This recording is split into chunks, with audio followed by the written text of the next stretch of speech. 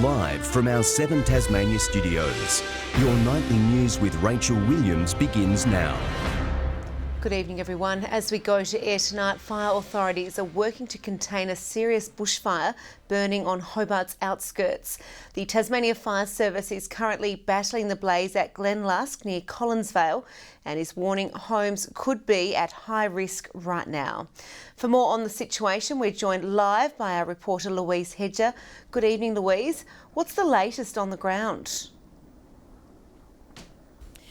Rachel, it's quite smoky and noisy out here at the moment at Glen Lusk. You can probably hear the multiple water bombing aircraft working to contain this blaze. There's also dozens of crews on the ground doing what they can. It started at about 3 o'clock this afternoon, and because of how exceptionally dry the land is out here, it rapidly spread. The TFS quickly warned of the risk that the fire could pose to lives and property, issuing an emergency level warning. While that warning has now been downgraded to a watch and act, residents are warned that the risk of embers and ash falling onto Collinsvale Road is still high. Now, that road is still closed off to traffic as it is simply too dangerous to travel through. And Rachel, at this stage it is unknown how this blaze started, but of course, as always, under these conditions they can rapidly change, so anyone around this area is urged to keep an eye on the TFS website. Meanwhile, firefighters are using cooler weather to bolster containment lines at blazes still threatening homes in the Fingal Valley. So far, properties have been spared from destruction, but the worries are far from over, with warmer weather on the way. Stretching 45 kilometres through the foothills of Fingal, this is the menacing and massive blaze firefighters are trying to control while the fortunes are good. Mangana, home to just a handful, came only metres away from the inferno. Very close, mate. I watched it from the top of the hill up there, and then it jumped up here on top of this hill, over the other side, and then, came down into Fingal. Its beautiful church safe for now. Deer farmer Jim Kempnich is also breathing a temporary sigh of relief, and despite what his sign says... Yeah, I'll put a barrel on for all the fire risk, buddy. After when she all settles down, there's a buddy. I'll put a keg on for them. This is one of the areas that firefighters have spent hours backburning today. In those hills over there is one of the bushfires currently threatening Fingal. Over here is the vegetation that firefighters are trying to take care of themselves, and just across the road are the homes they're trying to protect. The Mangana fire has consumed 7,500 hectares. Nearby 2 spot fires at Mount Malcolm have also joined together. That particular fire has a significant risk if we do not be able to contain it before bad weather. It has potential to run into what's known as the Douglas-Apsley National Park. One of the fires is thought to be deliberate, a revelation that's left the mayor's blood boiling. The devastation is actually heartbroken to think that somebody could have deliberately lit this fire. These people need catching and throwing away and locking the key up. Meanwhile, residents in Longford were also put on alert from a grass fire. Thankfully brought under control by crews on the ground and in the air. Sean McComish, 7 Tasmania News. And in the upper Derwent Valley, an uncontrolled bushfire burning in the area for several days has this afternoon been downgraded to advice level.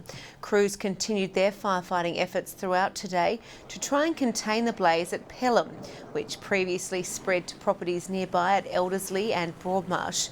Authorities say warm temperatures and strong winds predicted for this weekend may provide challenging conditions for crews and the communities. At least one house has already been destroyed. Police have charged a 19-year-old Clarendon Vale man after he allegedly threatened a taxi driver with a knife before taking control of his vehicle on Hobart's Eastern Shore yesterday. The man allegedly evaded police along the East Derwent Highway before speeding towards Mornington. Police say the accused lost control and stopped. He was then immediately arrested. He's been charged with aggravated carjacking, evade police and dangerous driving. No injuries were reported. Back home, and opera fans will tonight be serenaded from the seas as the Taste of Tasmania celebrations continue. The Opera on the High Seas event will see Tasmanian soprano Emily Burke perform a range of her favourite arias. to Hobart audiences from a boat sailing down the River Derwent. You perform in a lot of strange places, opera in the paddock, opera on the beach, but I've never done it on the water, so that'll be a first, and to be doing it in Tassie, it means a lot to me. The Taste will wrap up tomorrow night with a charity concert, with each performer donating any funds raised to a different cause. New South Wales yacht Zen has today been officially crowned King of the Derwent, taking out top spot in the prestigious Hobart race. Now in its 42nd year, the event is a culmination of the sailing season. With 49 entries in 2020, the iconic event combines all the major yacht races with boats big and small battling it out for first place. Today we've got competitors racing from all three events, and they include everything from Cat Wincher, which is one of the smallest boats that competed in the Sydney to Hobart, to Alive, which is one of the larger boats. And Tasmanian yacht Alive claimed line honours in the event, capping off a successful summer for the local boat. And a police crackdown on dangerous driving this festive season saw more than 700 Tasmanian motorists caught breaking the speed limit. The annual Operation Crossroads initiative wound up yesterday. Tasmania Police today revealing since December 21, officers breath tested more than 26,000 drivers, 91 people charged being over the limit. 30 drivers were caught not wearing seatbelts and 86 for drug driving. Overall, police hailed Operation Crossroads a success, recording no fatalities compared to 5 deaths over the same period last year. The Hobart Hurricanes have announced an unchanged squad for tomorrow night's clash with the Brisbane Heat at Blunston Arena. Import batsman David Miller says the side is putting Monday's rain-affected match in Launceston behind them. The Canes have 2 wins and 2 losses so far this season, but Miller says the side is starting to hit its straps.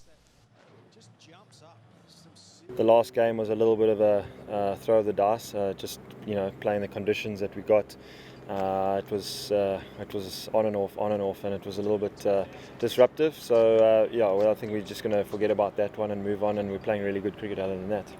Matthew Wade will likely replace Darcy Short as opener when Short joins the Australian squad for the upcoming one-day series against India. 150 years after the birth of competitive woodchopping in Tasmania, a new look event is being launched to secure its future. The Jack and Jill Woodchopping Carnival sharpens up opportunities for female competitors by offering back-to-back championship swings. Competitive woodchopping is about as Tasmanian as you can get, said to have originated in 1870 when 2 men met in a bar in Ulverston and put a £25 wager on who could fell a tree the fastest. Since then, the state has produced the lion's share of world champion axemen.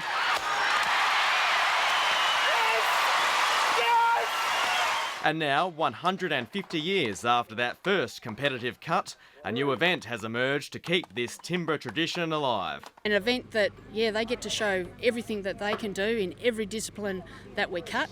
Today's Jack and Jill Carnival at Latrobe features women in 9 of the 12 events, making it a much stronger drawcard for female competitors coming from overseas.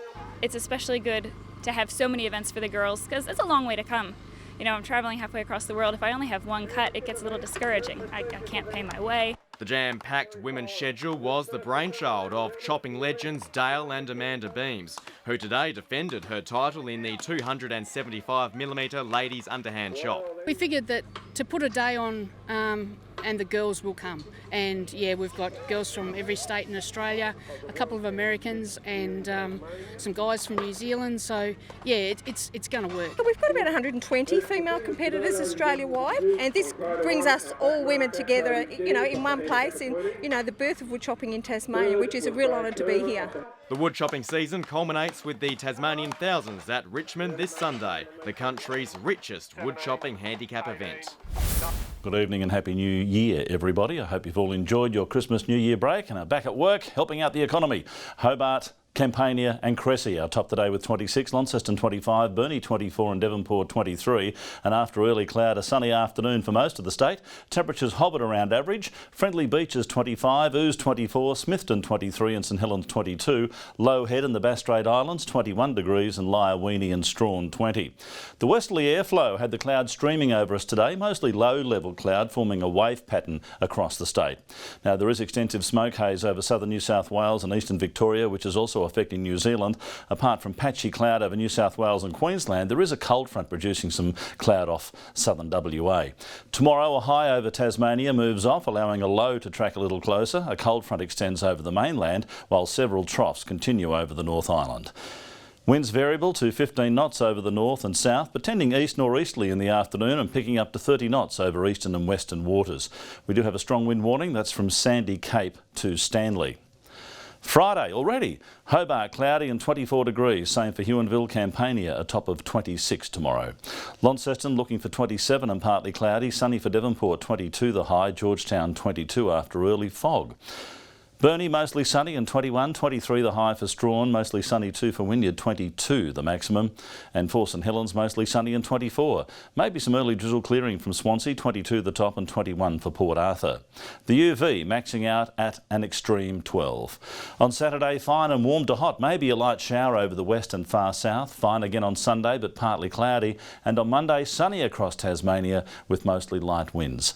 A morning shower for Perth tomorrow, 42 in Adelaide before a late change. Hazy over Melbourne, a smoky 38 degrees in Canberra, partly cloudy for Sydney and Brisbane. And partly cloudy in Hobart at the moment, 19, 23 in Launceston currently and 21 in Devonport. Rach, I'll see you tomorrow night. I will indeed. Thank you very much for that, Murph. Well, that's all your news for now. Thanks for joining us. Good night.